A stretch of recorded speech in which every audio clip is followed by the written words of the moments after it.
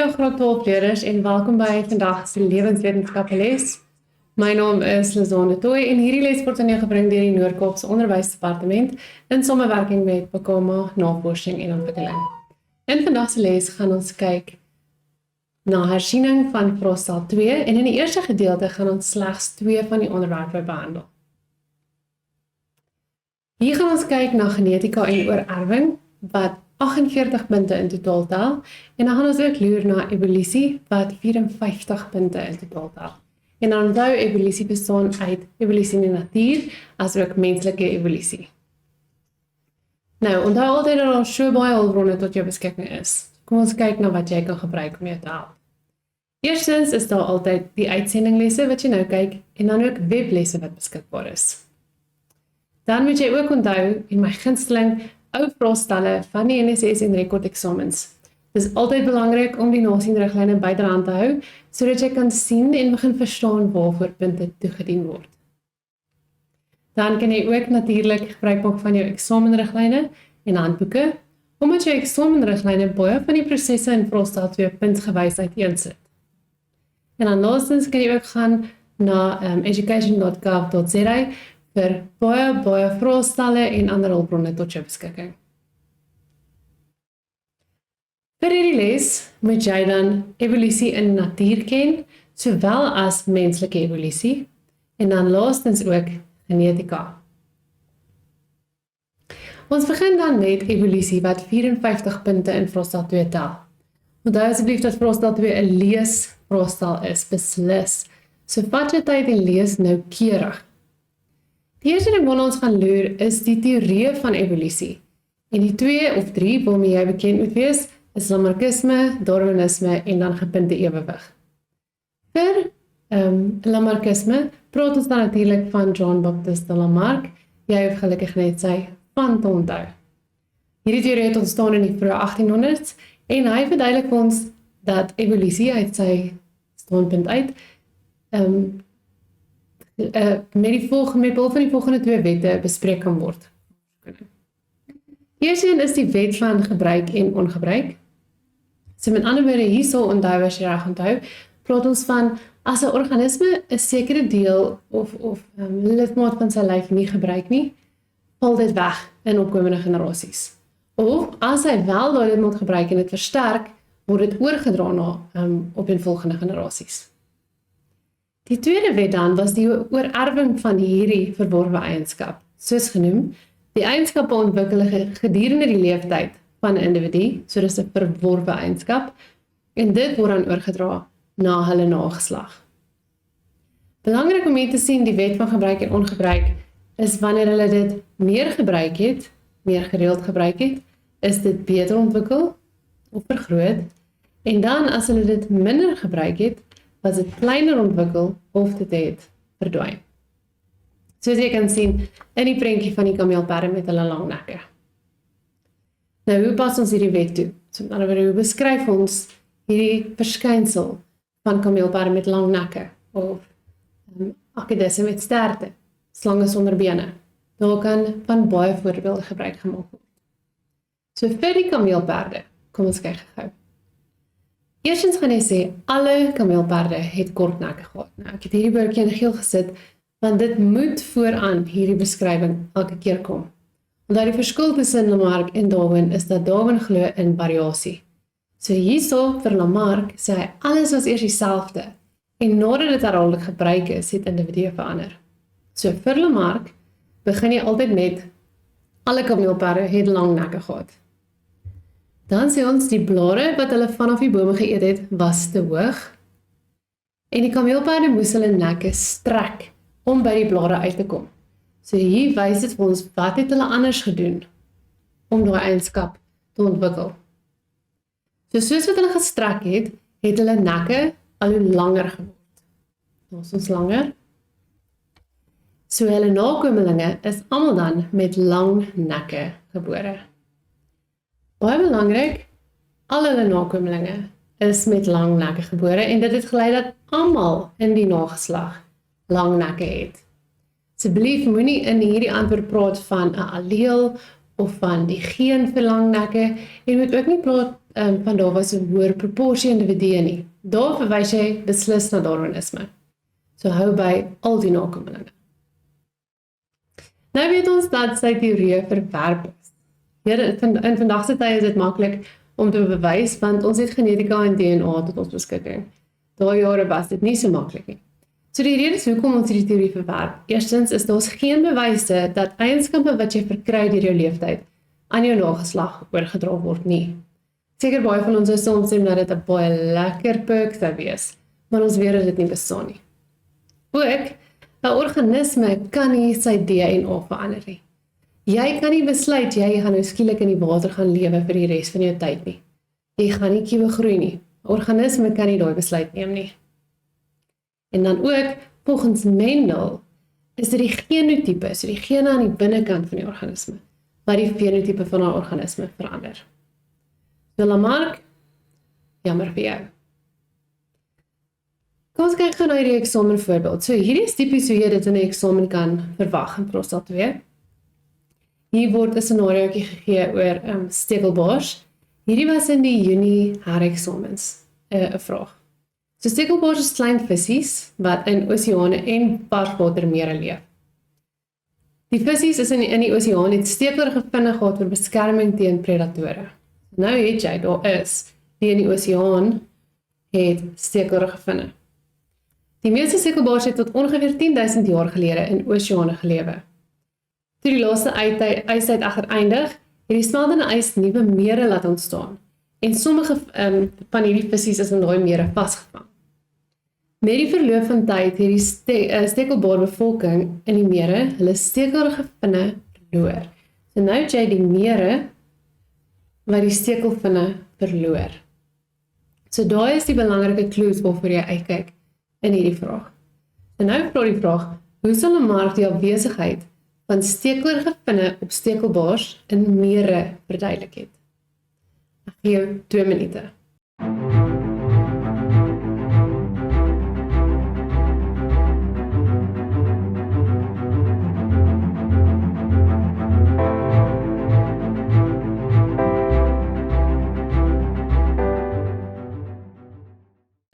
Kom ons kyk waarvoor jy bepunt gaan word. So eerstens, soos ek genoem het, toe ons na die voorbeeld gekyk het, begin jou sin met alle stekelbars het oorspronklik skerp vinne gehad. Dan in die mere, en hierdie is 'n baie belangrike onderskeid om te tref. Jy kan nie net sê, en toe was daar geen predatore nie, want dis nie so nie. So jy moet sê, soos in die vraag vra, hoekom in die mere? So, alle stekelbars het stekelvinne gehad, en toe die in die mere was blootgestel aan minder predatore, so daar was minder of geen predatore nie. Hulle het die skerp vinne nie meer gebruik vir beskerming nie. Okay, of hulle het hulle skerp vinne minder gebruik. Die vinne het toe hulle skerp punte verloor, of die skerp punte het verdwyn. Die verworwe kenmerk, met ander woorde die wat hulle gekry het, van afwesige skerppunte is toe na die volgende generasie oorgedra en uiteindelik het alle visse nie meer skerppunte gehad nie. Onthou, ons sê nie die alleel vir vinne sonder punte nie, ons praat van die verworwe kenmerk. En aan die einde, alle visse het later vinne sonder skerppunte gehad. Wees versigtig in jou bewoording om nie net te sê, uiteindelik het alle visse nie meer vinne gehad nie. So wees baie versigtig. Dan gaan ons kyk na hoe Darwin rede vir hierdie verandering sou gee. Ek gaan vir jou sy generiese rympie gee. Daarinteen gaan ons kyk na Darwin se verduideliking vir variasie onder organismes. Ons gaan nie net vinnig leer na die generiese uiteensetting hiervan, maar onthou dat jy hierdie van toepassing moet kan maak op elke voorbeeld wat vir jou in 'n eksamen gegee word. Asseblief gaan kyk na onlangse eksamens, omdat hierdie vraag deesdae snaakse manier gevra word. So asseblief gaan maak jouself bekend daarmee, kyk na laas jaar se eindeksamen, die Junie eksamen, sowel as die verskillende rekordeksamens wat jy in die hande kan kry. Nou, wat hierdie teorie grootliks laat verskil van Lamarck se. Eerstens begin ons met, daar is 'n groot mate van variasie onder die nageslag. So met ander woorde, individue lyk almal anders, hulle lyk nie dieselfde nie. Dan, Sommige besit gewenste eienskappe en ander nie. Wanneer daar verandering in omgewingstoestande is of as kompetisie ontstaan, sal organismes met die eienskappe wat hulle geskikter maak oorleef. Jy kan ook sê sal organismes met gewenste eienskappe oorleef, terwyl organismes met ongewenste eienskappe sal uitsterf. Belangrik om te sien dat die noem van gewenste en ongewenste eienskappe hierbo 1 punt is, en dan wanneer jy hier sê, die met die gewenste eienskappe oorleef, punt, en ongewenste eienskappe sterf. So asseblief onthou om hierdie rympie te memoriseer. Dan, die organismes wat oorleef, plant voor. En hulle dra dan dus die alleel vir die gewenste eienskap aan hulle nageslag oor. En daar het jy Darwin se teorie van natuurlike seleksie. Aan die einde eindig ons dan natuurlik net, die volgende generasie sal dan dus 'n groter verhouding van individue met gewenste eienskappe hê. Okay. Nou, soos ek gesê het, jy gaan daai van toepassing kan moet maak op enige voorbeeld van 'n vraag wat hulle gee. Die derde teorie noem ons dan gepunktueerde ewewig, gepunktueerde equilibrium, daar is 'n paar nome. Hierdie hoef jy net kortliks te ken, die teorie daar agter, so ons gaan net so vinnig loer na dit. So eerstens, gepunktueerde equilibrium van Aldrich en Gould van 1972. Okay. Die eerste een, gepunte ewewig verduidelik die spoed waarteen evolusie plaasvind. So evolusie sluit lang periodes van tyd in waar spesies klein of geen veranderinge ondergaan nie. So 'n reguit lyn as jy so daaraan dink. Dan word dit gevolg met kort periodes van tyd waar vinnige verandering plaasvind deur natuurlike seleksie, wat lei tot die vorming van nuwe spesies. So natuurlike seleksie word gesien as gradualisme, omdat dit gradually gebeur, waar gepunktueerde ewewig, gepunktueerde ewewig, 'n lang periode het van stilstand, waar daar geen verandering onder organismes is nie, en dan kort tydjies van skielike vinnige verandering. Dis makliker verstaanbaar ook as jy na die diagramme op die skerm kyk, wat dit voorstel. Nou om te loer na die verskille tussen natuurlike en kunsmatige seleksie. Onthou dat kunsmatige seleksie is wanneer ons as die mens die seleksiedruk is, wat die organisme se eienskappe kies, wat vir ons voordeel inhou, wat ons graag wil hê. Nou, eerste ding, natuurlike seleksie is die omgewing of die natuur die selektiewe krag, en met kunsmatige seleksie is mense die selektiewe krag. Ek dink honde is die perfekte voorbeeld hiervan. Wat tipe hond hou jy van? Ons van kort sterte, lang sterte. Dit beteken beslis nie dat die hond in die natuur gaan oorleef nie, want dis estetiese eienskappe, dis goed waarvan ons hou. Dit is nie die beste gepas vir oorlewing nie. Dan, natuurlike seleksie is in reaksie op die geskiktheid vir die omgewing. So hoe beter jou kenmerke is vir oorlewing, hoe hoër is jou kans vir oorlewing. En dan, seleksie is in reaksie om menslike behoeftes te bevredig by kunsmatige seleksie. Met ander woorde, wat vir ons mooi is, of wat ons benodig in daai oomblik. Natuurlike seleksie vind binne 'n betrokke spesie plaas, so sê nou maar tussen leeu's, en dan kunsmatige seleksie kan een of meer spesie insluit. Ek dink aan die liger, wat 'n kruising tussen 'n dier en 'n leeu is, wat beslis in 'n laboratorium plaasgevind het. Dan gaan ons kyk na die teorie van spesiasie, soos hoe word spesies gevorm. Weereens is hierdie 'n rympie wat jy kan gaan memoriseer, jy kan hom in jou eksamenriglyne vind, en soos met natuurlike seleksie of lamarckisme, moet jy dit kan toepas op die situasie of scenario wat vir jou in die vraagstel gegee word. Okay, so spesiasie, onthou, is die vorming van nuwe spesies. So, nommer 1. 'n bevolking word verdeel deur 'n geografiese versperring. Onthou dat jy by hierdie woord, geografiese versperring, die voorbeeld in die leesstuk kan insit. So jy kan sê 'n see of 'n meer of 'n oseaan. Daar is ons byvoorbeeld 'n rivier, see, berge, dam. Nou is daar geen vloei tussen hierdie twee bevolkings nie. So dit was een bevolking en nou gebeur daar iets en dit word geskei in twee. Hierdie twee kan glad nie met mekaar uitkom nie, so daar is nie geen vloei tussen hierdie twee bevolkings nie. Hulle word waar hulle nou is, blootgestel aan verskillende omgewingstoestande. Natuurlike seleksie gaan onafhanklik in elkeen van hierdie bevolkings plaasvind. So met ander woorde, hierdie bevolking gaan sy eie natuurlike seleksie ondervind, sowel as hierdie bevolking, maar dit gaan niks met mekaar uitkom. Hierdie twee bevolkings verskil dan genotipies sowel as fenotipies. So hulle gene aan die binnekant sowel as hoe hulle lyk. Selfs as hierdie twee bevolkings weer met mekaar in aanraking sal kom en sal meng, sal hulle nie in staat wees om te kan kruissteel nie, hulle sal nie kan voortplant nie. Die twee bevolkings is dus nou verskillende spesies. Kom ons kyk na die volgende eksamenvoorbeeld. So in hierdie voorbeeld is dit paddas raak reproduktief geïsoleer omdat hulle verskillende spesies is. Dit het moontlik gebeur as gevolg van geografiese isolasie. Beskryf spesievorming deur geografiese isolasie. Hierdie is 'n lekker vraag omdat hierdie vir jou vir die generiese antwoord vra. Ek gee jou 2 minute om te sien hoe jy kan doen.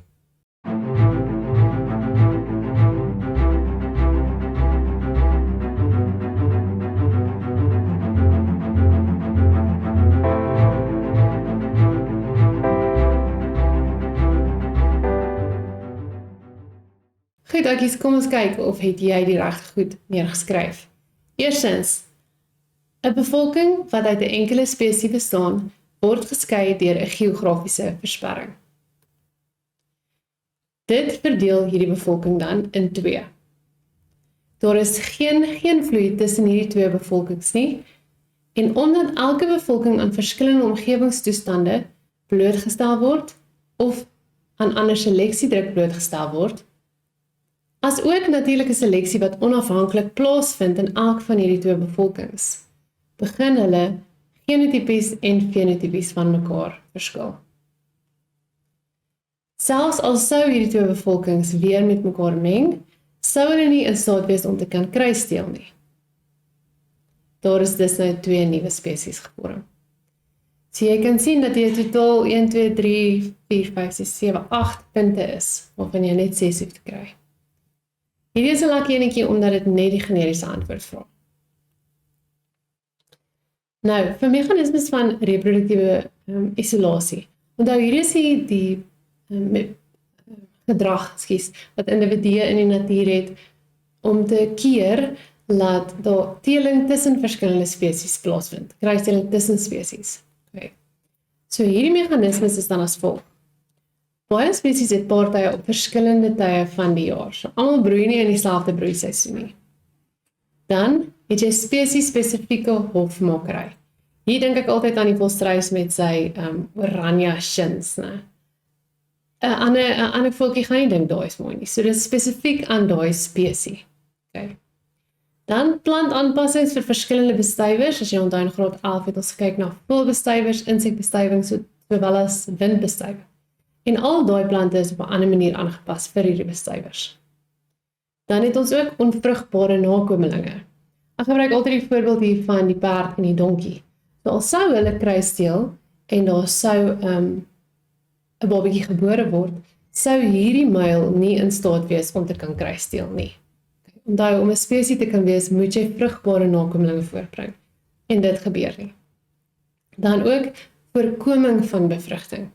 Hier praat ons van verskillende kromosoomgetalle, haploïde kromosoomgetalle en ander strukture wat keer laat bevrugting wel kan plaasvind. Dit is vir jou 'n voorbeeld van die donkie en die perd wat die muil na vore bring, en dan ook die hofmakery van die verskillende spesies. Daar kan jy ook weer loer na die bestuiving aanpassings by plante. Dit bring ons dan by ons volgende hoofstuk van menslike evolusie. Okay, so as ons na hierdie prentjie kyk, hierdie prentjie wys vir ons die skelette van 'n verskeidenheid groot ape en hominide oor tyd. Okay, nou kom ons kyk eers na die ooreenkomste tussen mense en Afrika ape. Onthou, ooreenkomste moet jy 'n paar op jou vingerpunte kan noem as 'n kennisvraag. Nou, wanneer ons na hierdie skelette kyk, is dit eintlik maklik om hierdie ooreenkomste raak te sien. So die eerste een is die regop postuur.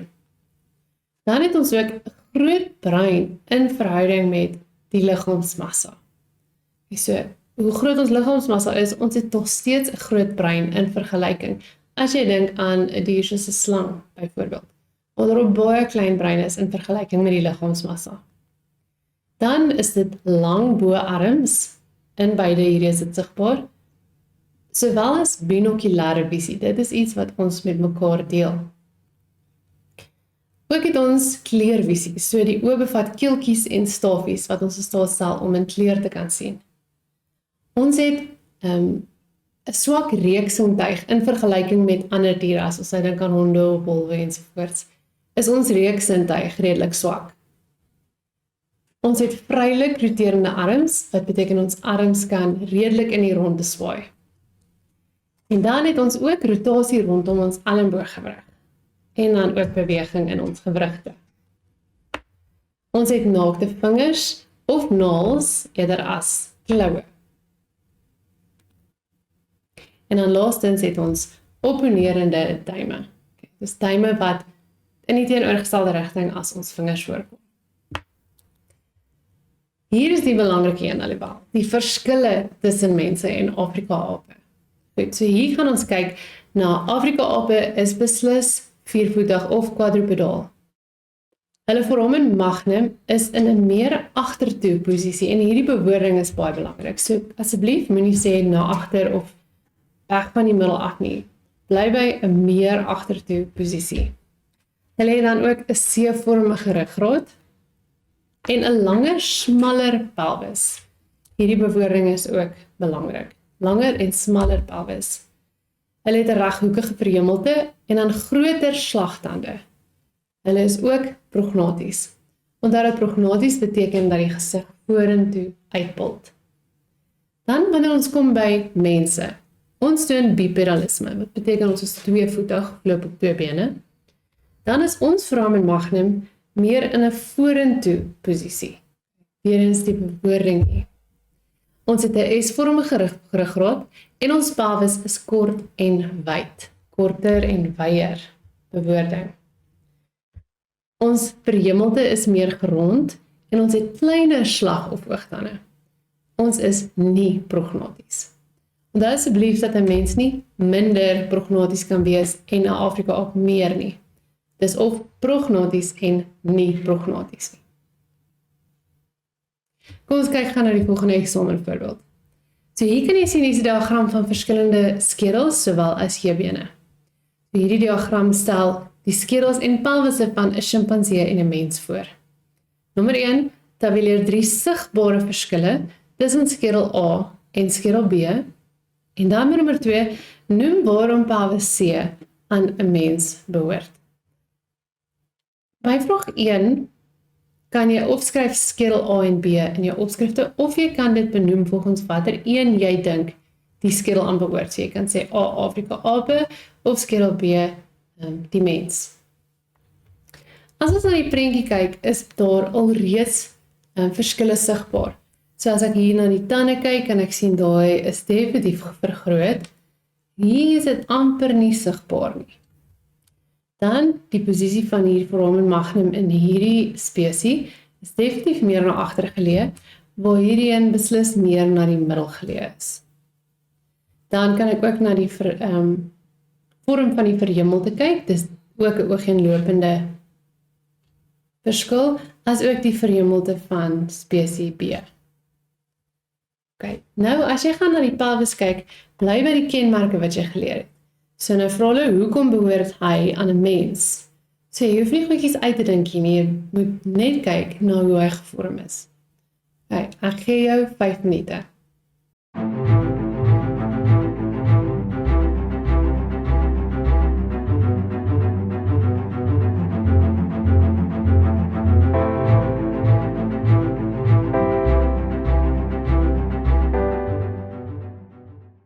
Hoopelik het jy volpunte vir hierdie vraag gekry. So vir skedel A, kom ons kyk of het ons al die kenmerke genoem hierso. Reghoekige verhemelte, beslis, vir skedel A, of as jy dan gesê het, sjimpansee, so ek reg, net so sê, shrimp. Groot slagtande, slus, foramen magnum meer na agter geleë, onthou daai bewoording is baie belangrik, en dan prognaties, dis die enetjie wat ons nie genoem het nie. By skedel B, of as jy dan gesê die mens, het jy 'n geronde vreemdelte, klein slagtande, soos op die prentjie is dit nie reg sigbaar nie, die foramen magnum is meer na voor geleë, en dan is hy ook nie prognaties nie. Kort antwoordjie vir vraag 2, dit is kort en wyd. Daarom behoort hierdie pelvis aan 'n mens. Okay. Nou gaan ons loer na filogenetiese bome. Onthou dat 'n filogenetiese boom wys vir ons die evolusie van spesies vanaf hulle voorouer tot waar hulle na die volgende nageslag en die volgende beweeg het. So, as ons daarna kyk, wil ons kyk na wie is die gemeenskaplike voorouer? Wie is uitgewis? So wie se lyn het gestop? Wanneer het 'n spesies volgens die diagram ontstaan? So ons gaan die tydperke kyk en dan gebaseer op die tyd, hoe lank het hierdie spesies gelewe? Nou, definisie. 'n Filogenetiese boom is 'n skematiese voorstelling wat die evolusionêre verhouding in 'n groep organismes toon. Filo, vir die interessantheid, beteken die organismes filum en dan geneties kom vanaf jou gene. Onthou asseblief, dit moet nie omgeruil word, glad nie, met stamboomdiagramme wat ons in genetika sien nie. Dis twee verskillende konsepte. Kom ons loer na hierdie eksamenvoorbeeld. So hier kan jy sien, hier is ons diagram, waaronder vir ons die gemeenskaplike voorouer aangedui word. En dan vra dit by 1.6, die diagram toon die evolusionêre verbandskap tussen verskillende spesies. So nou as ons kyk, ons sien ons mame soos Australopithecus, erectus, so ons weet hier praat ons van die hominide, die hominine. Daar is ook 'n paar verskillende spesies hier aangedui. Nou interessant dat hulle vir ons aangedui het 'n A, 'n B en 'n C. So jy moet weet, dit is min of meer oor jou vraag gaan handel. Nou, ons eerste vraag vra, identifiseer die tipe diagram wat hier getoon word. Wat se diagram is dit? 'n filogenetiese boom, 100%. Dan 1.6.2 vra, gee die genus wat tot die Australopithecus by A aanleiding gegee het. So met ander woorde, waar het dit vandaan gekom? Daar met ander woorde. So met ander woorde, die een wat voor hierdie geleef het vir hierdie Australopithecus aanleiding gegee. En dit is dan natuurlik Ardipithecus. Dit is 'n antwoord wat jy sou moes vergeleer het voor die tyd. B vra, gee die letter wat die mees onlangste gemeenskaplike voorouer van beide Homo sapien en Homo erectus voorstel. Die mees onlangste voorouer van Homo sapien sowel as Homo erectus. En dit is natuurlik dan C. Baie maklik om net van die diagram af te lees. Dan vra hulle vir ons by 1.6.3, noem twee spesies wat dieselfde tyd as Homo erectus bestaan het. So wanneer jy hierdie antwoorde gaan soek, gaan jy amper al vir jou horisontale lyn trek onder Homo erectus en dan enigiets wat bo dit voorkom, het saam met hierdie spesies ontstaan. Okay? Wil jy gou so twee noem? As jy gesê het, Paleotroglodytes, die chimpansee, dis reg. Dan ook gorilla, wat ons hedendaagse gorilla is. Jy kon ook gesê die mees gemeenskaplike voorouer van Homo sapien en Homo neanderthalensis. En dan merk slegs die eerste twee. Onthou, dis 'n baie belangrike konsep om te onthou, omdat ons dit baie toepas in vraestel 2. Dit word gereeld toegepas. En dan 1.6.4 vraag, gee een voorbeeld van die fossiel van Australopithecus africanus wat in Suid-Afrika bevind is. Het julle enige idee? Jy is reg as jy gesê het mevrou Ples, die tuinkind of Littlefoot. Hier mag jy die Engelse woord gebruik by Littlefoot. Hier is ook weer vir jou uiteengesit dat ons slegs die eerste een merk. Nou, hoe bewys ons dat daar 'n gemeenskaplike voorouder is? Kom ons kyk so vinnig. Daar is 3 bewyse. So ons kyk na fossielbewyse, genetiese bewyse, sowel as kulturele bewyse. Dan, Australopithecus, die eerste genus waarna ons gaan kyk. Die bekendes hieronder is natuurlik Australopithecus afarensis, wat onder andere Lucy het, en dan ook Australopithecus africanus. Hier kry ons die dahoenkind, mevrou Pless en kleinvoet, of dan nou littlefoot. En die laaste een is dan Australopithecus sediba, wat Karabo insluit. Hierdie tipe fossiele, of hierdie fossiele, moet jy uit jou kop uit gaan studeer. Ons kyk dan na die uit Afrika hipotese, omdat dit hierdie gewoonlik al gevra word as net verduidelik hierdie hipotese, so hierdie moet jy ook gaan memoriseer en onthou presies wat ons sê van hierdie fossiele, want hierdie kan nog triekerig raak. Ok, so, eerstens, hierdie is om uiteengesit, puntsgewys. Fossiele van Ardipithecus word slegs in Afrika gevind. Daai is 'n baie belangrike woord. Fossiele van Australopithecus word slegs in Afrika gevind. Fossiele van Homo habilis word slegs in Afrika gevind. Goed. So hier is alreeds 'n moontlike 1, 2, 3 punte. Dan, oudste fossiele van Homo erectus sowel as Homo sapien word in Afrika gevind. Asseblief let op, hier word nie slegs in Afrika bygesit nie. So vir die eerste 3, Ardipithecus, Australopithecus en Homo habilis, slegs in Afrika, en dan die oudste fossiele van Homo erectus en Homo sapien in Afrika. Punt. Terwyl die jonger fossiele in ander dele van die wêreld gevind is. Nou is jou 5 punte. Kom ons loer so vinnig na 'n eksamenvoorbeeld. So die kaart hieronder verteenwoordig 'n hipotese wat in evolusie gebruik word om die oorsprong van moderne mense te beskryf, deur na die ouderdom van fossiele wat in die wêreld ontdek is te wys. Okay, so jy kan net so vinnig loer na daai jare. Dit wil vir my lyk of hierdie die jongstes is. Okay. Kom ons kyk na die vraag. Identifiseer die hipotese wat op die kaart hierbo voorgestel word. En onthou, dit is definitief die uit-Afrika hipotese.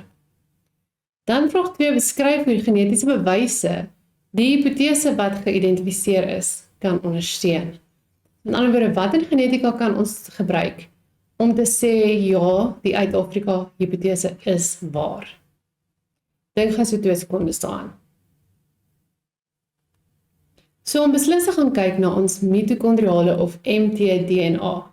Onthou, dit word van 'n moeder na 'n kind oorgedra. En dan deur mutasies in daai mtDNA te bestudeer, kan ons die vroulike lyn van voorouers opspoor. Dit wys dat die oudste vroulike voorouers van moderne mense vanuit Afrika afkomstig is.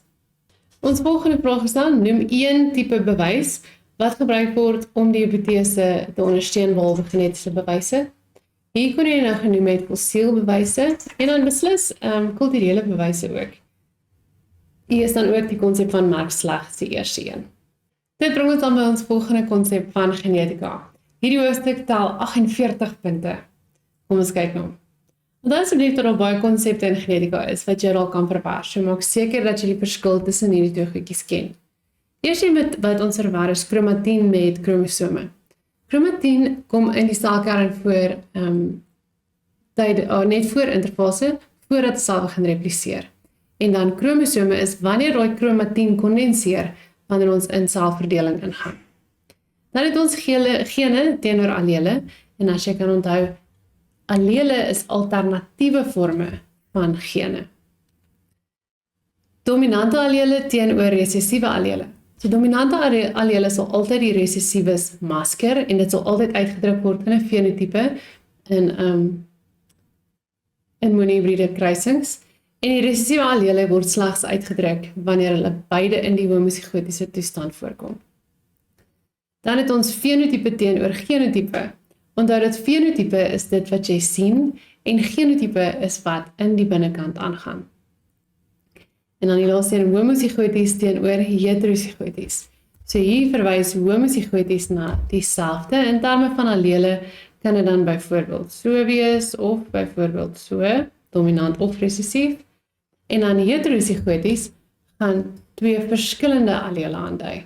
So daar sal ons so 'n toestand hê. Onthou asseblief dat dit baie belangrik is om die formaat van 'n genetiese kruising neer te skryf en te onthou. So eerstens onthou die sigbare eienskap wat jy kan sien in die vraag is die fenotipe, so byvoorbeeld lank of kort. En dit is die eienskap wat jy dan hier inskryf. Wanneer jy dan begin met 'n genetiese kruising, skryf eers jou hele rympie, as jy kan, as jy plek het, jou hele rympie neer en moenie vergeet om P1, F1, meiose en bevrugting in te sit nie. Hierdie is slegs vir ons wanneer ons nasien, die gedeelte, so moenie dit aan die onderkant van 'n vraag skryf nie. So dan wanneer ons punte gee, onthou asseblief dat ons P1 en F1 nasien, en dan ook meiose en bevrugting, as dit op die regte plek voorkom. Meiose kan nie onder die woord gamete staan nie.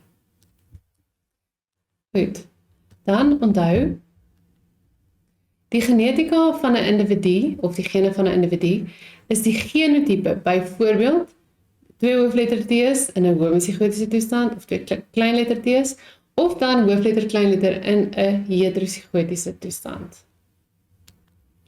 Dan die allele skei tydens meiose, om dan vir ons gamete te vorm.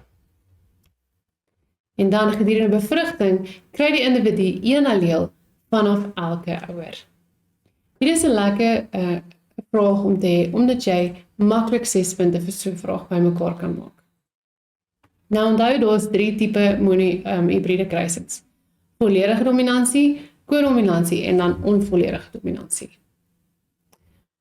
Ons gaan gou na 'n eksamenvoorbeeld kyk. So eerstens 'n rooi blom, 2 hoofletter R'e, kruis met 'n wit blom, 2 hoofletter W's. Die nageslag is rooi met wit blom, so hoofletter R, hoofletter W.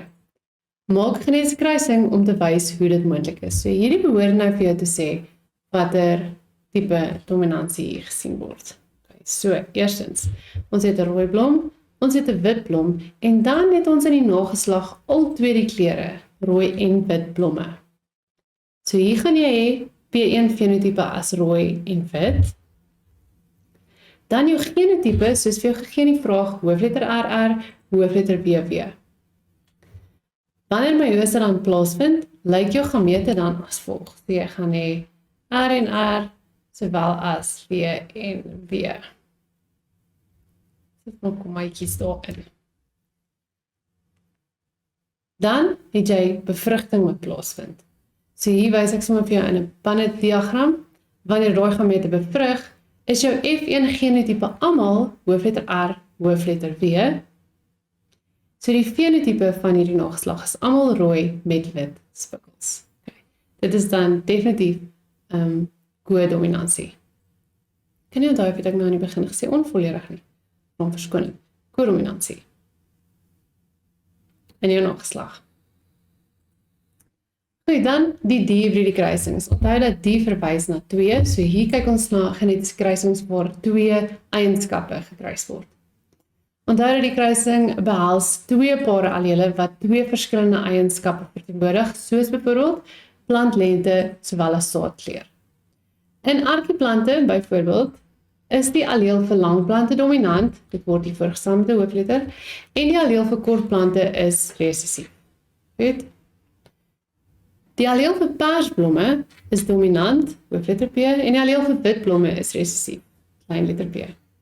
2 plante wat heterozigoties is vir beide langplante en persblomme is gekruis. Jou leidraad hier is dat hulle heterozigoties is. So nou weet jy dat jy gaan 'n ouer hê wat lank is, heterozigoties, sowel as persblomme. Dan aan hierdie kant lank persblomme. Okay, dit gaan jou kruising wees. Nou kom ons kyk na 'n ander voorbeeld. Onthou dat in die eksamen gaan nooit van jou verwag word om 'n volledige D-hybride kruising som te doen nie. Dit sal altyd soos volg gevra word. So 1.6 vra hulle by mense beheer een geen haarlyn en 'n ander beheersproete. So daar is jou 2. Die haarlyn kan gebo wees wat 'n punt op die voorkop vorm, ander woorde in daai vorm, wat 'n weduwee se piek genoem word, en dit is jou hoofletter A, so daai is jou dominante eienskap. Of reguit oorlyn, klein a. Sproete wat klein breinkolletjies op jou gesig is, kan teenwoordig hoofletters, so sproete is dominant, of afwesig wees, klein letter F. Die diagram toon 'n kruising tussen 'n man en 'n vrou wat albei heterosigooties vir beide gene is. So in die diagram kan jy die gamete van beide die manlike sowel as die vroulike individu waarneem. Dan is daar ook 'n uitslag van as hierdie kruisings in bevrugting plaasvind. En dan sal jy sien dat daar vir jou oopgelaat is X sowel as Y. Hier gaan jy moet bepaal hoe daai nageslag, daai F2 genotipe gaan lyk. Gelukkig het jy reeds al die inligting in die tabel. Nou vir hulle by 1.6.1. Noem die tipe kruising hierbo, of wat hier voorgestel word. So dis definitief 'n dihybride kruising. Die rede is omdat daar twee eienskappe gekruis word. Dan by 1.6.2, noem die dominante kenmerk in die haarlyn. Okay, dit is vir ons aangedui, onthou jy daai ene. So dis beslis die weduwee se piek of die geboue haarlyn. By 1.6.3, noem die proses in voortplanting wat aangedui word, deur A die pyle, by nommer 1, en dan, dit is definitief gametogenese, as jy na die diagram, as jy aan die diagram dink, en dan die punt vierkant is dan bevrugting. Okay. Dan beweeg ons aan na 1.6.4, so hier sê hulle gee die genotipe van nakomeling X. Soos ek genoem het, hier gaan jy nou jou eie gamete by mekaar moet sit. So jy kan sien dat jy hier aan die linkerkant het jy hoofletter, daar het jy klein letter H, dan het jy hoofletter F, en hierbo het jy klein letter F. Kom ons kyk, daar is dan beslis jou genotipe van nakomeling X. Dan B vra vir die fenotipe van nakomeling Y. Dit is definitief 'n reguit haarlyn, en die sproete is afwesig, want as ons hier gaan kyk na wat sy genotipe is, kan ons sien dat almal klein lettertjies is. Met ander woorde, daai gaan individu Y se genotipe wees. Al daai is resessiewe eienskappe, wat laat lei dat hy al die resessiewe eienskappe in sy fenotipe gaan toon. Daarom, reguit haarlyn, want dit is 'n resessiewe kenmerk, sowel as afwesigheid van sproete, resessiewe kenmerk. Nou gaan ons net so vinnig weer touch op geslagsbepaling. Jy weet nou al dat geslagsbepaling altyd 50-50 is, en dat dit maklik is om in 'n karyotipe te identifiseer. 'n Vrou het 2 X-kromosome, wat soortgelyk groot is, en dan 'n man het 'n X en 'n Y-kromosoom, wat in grootte verskil. Onthou, dat die eerste 22 pare is jou autosome van jou liggaam, en jou laaste paar, nommer 23, is jou chronosome of jou sekskromosome. XX in vrouens en XY in mans.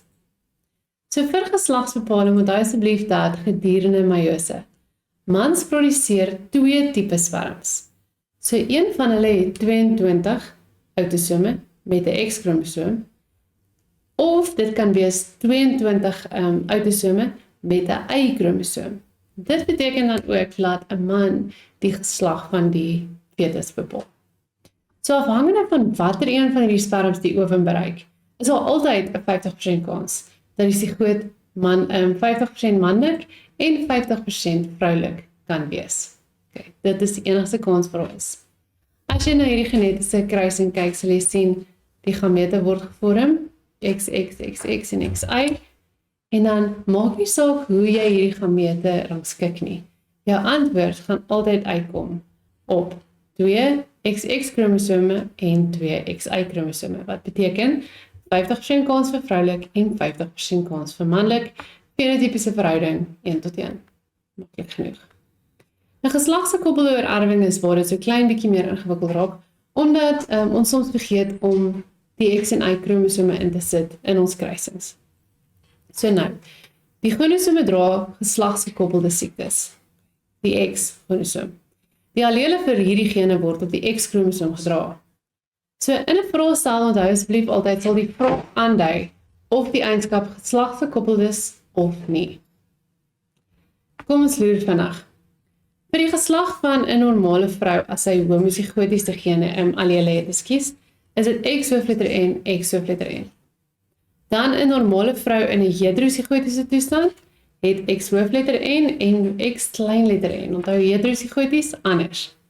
Dan 'n geaffekteerde vrou, so met ander woorde een wat 'n siekte dra, is of het, 'n vrou wat 'n siekte het, in 'n homozigotiese toestand sal X klein en X klein en vir beide resessiewe allele vir haar eienskap hê.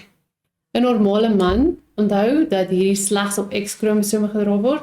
So 'n normale man het dan X hoofletter NY, wat wys hy is normaal. En 'n geaffekteerde man het X kleinletter NY, wat wys dat hy geaffekteerd is. Onthou, hierdie is net 'n generiese benadering tot feno- en genotipes. Die volgende eksamenvoorbeeld gaan oor Aarskog-Scott-syndroom of AAS. Dit is 'n seldsame genetiese afwyking wat veroorsaak word deur 'n resessiewe alleel, X kleinletter A, so daar het jy die siekte veroorsakende alleel, geleë op die X-kromosoom. Die dominante alleel X hoofletter A lei tot normale fisiese kenmerke. So as jy hierdie normale alleel het, sal jy hoofsaaklik die normale fisiese kenmerke hê. Nommer 5 hier in hierdie opsig is die enigste wat ek hier uitgelig het. Verduidelik hoekom vrouens minder geneig is om aan AAS te sterf. Nou dat het ons in die vorige slide gewys het, of in die vorige gedeelte, dat XX is vrouens en dan XY verwys na die manlike genotipe. Hierdie allele word op X-kromosome gedra. En hierdie vraag vang leerders soms in eksamen. So nou vra hulle, hoekom word vrouens, hoekom is hulle minder geneig om AAS te erf? Onthou asseblief. Vrouens het 2 X-kromosome. As hulle 1 X-kromosoom erf met die resessiewe alleel, met ander woorde as hulle daai kromosoom erf, kan hulle nog kromosoom hê wat die dominante alleel dra. Met ander woorde, hulle kan so kromosoom hê. En dit beteken dat hulle die dominante alleel het wat die resessiewe een masker, en daarom wys hulle nie, of het hulle nie, die siekte nie, of is hy geaffekteer daardeur nie. So die dominante alleel sal die resessiewe alleel oorskadu. In die heterozigotiese vorm sal hierdie persone nie AAS hê nie. Belangrik om te onthou, mans het slegs 1 Y-kromosoom, 1 X-kromosoom. So as hulle die geaffekteerde X ontvang, het hulle die siekte. Daar is nie kans vir nog 'n X-kromosoom wat die siekte kan masker nie. Goed. Bloedgroepe die volgende ene. Ons weet dat ons het bloedgroep A, B, AB en O. So onthou asseblief dat die bloedgroep fenotipes as volg is. IAA of I hoofletter A klein I, so daar het ons homozigotiese toestand en het ons heterozigotiese toestand. Dieselfde met bloedgroep B, en dan by AB het ons co-dominansie, so hier is dit co-dominant, so ons het hoofletters A en B wat vir ons die AB bloedgroep toon. Bloedgroep O is dan 'n resessiewe bloedgroep wat uit 2 kleinletter I's voorgestel word. Die oorerwing van bloedgroepe is 'n voorbeeld van veelvuldige allele. Met ander woorde, daar is meer as 2. Hierdie is die enigste voorbeeld waar jy 3 tipes gaan hê. Die notasie om bloedgroepe allele aan te dui is slegs I hoofletter A, I hoofletter B en kleinletter I. So daar is 3 allele. Verskillende kombinasies van hierdie allele gee vir ons 4 verskillende bloedgroepe, soos in die tabel aangedui. So, soos ek gesê het, by A het ons volledige dominansie, by B het ons ook volledige dominansie. By AB, alhoewel, is daar co-dominansie, omdat beide getoon word, maar by O het ons weer volledige dominansie. Jy kan slegs bloedgroep O wees as jy al 2 resessiewe allele vanaf jou ouers ontvang het. So 'n man met bloedgroep AB en 'n vrou wat heterozigoties is vir bloedgroep B, beplan om kinders te hê. So, nommer 1, hoeveel allele beheer die oorerwing van bloedgroepe? So nou het ons gesê, jy het ons bloedgroep A, ons bloedgroep B en ons bloedgroep O, en dit is dan beslis jou antwoord 3 allele. By nommer 2 beskryf die tipe dominansie wat plaasvind in die oorerwing van bloedgroep B in die vrou. En dit is dan volledige dominansie. Jy kan slegs bloedgroep B wees as jy die dominante alleel beskik. Die alleel vir bloedgroep B is dominant en die alleel vir bloedgroep O is resessief. Nou gaan ons kyk na stamboomdiagramme. So die stamboomdiagram hier langsaan toon die oorerwing van kleurblindheid, wat ook daltonisme genoem word in 'n familie. Kleurblindheid is geslagsgekoppel, so dit word ook gedra op die chromosome of die geslagskromosome. En dan sê hulle, kleurblindheid word voorgestel deur hierdie resessiewe X-d. Die normale dominante alleel hiervoor is X hoofletter D. Dan kan jy in kleur sien, dan is jy in staat om normale visie te hê.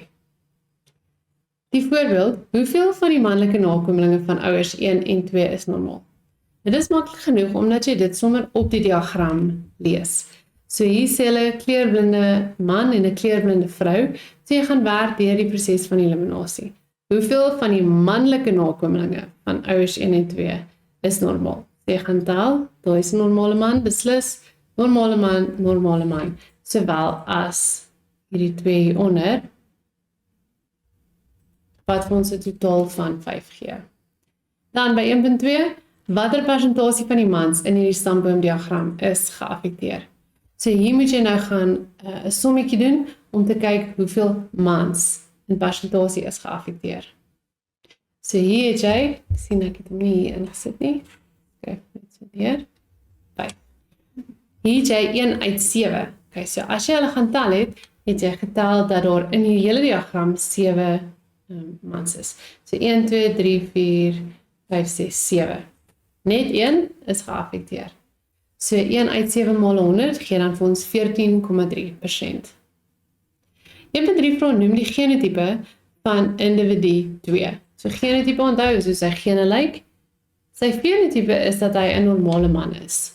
En dan individu 5, hier kan ons sien dat sy 'n kleurblinde vrou is. En onthou, om die resessiewe kondisie te toon, moet jy by die resessiewe allele hê. So haar genotipe gaan dan wees X klein d en X klein letter D. Dan by nommer 4 vra dit indien individu 5 met 'n normale man trou, watter persentasie van hulle dogters sal die allele dra vir kleurblindheid, maar sal nie kleurblind wees nie. Nou onthou, individu 5 het beide die resessiewe allele, so dit maak nie saak wat sy een sy gee nie, sy gee 'n resessiewe alleel. Omdat die man normaal is al wat hy kan gee die dominante alleel. So 100% van hulle dogters sal die alleel dra afkomstig van hulle ma. Maar die dominante alleel van hulle pa maak dat hulle nie kleurblind is nie.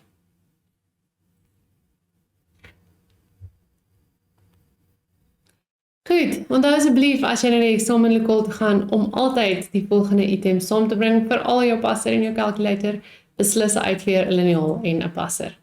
Tot volgende keer dan. Dankie.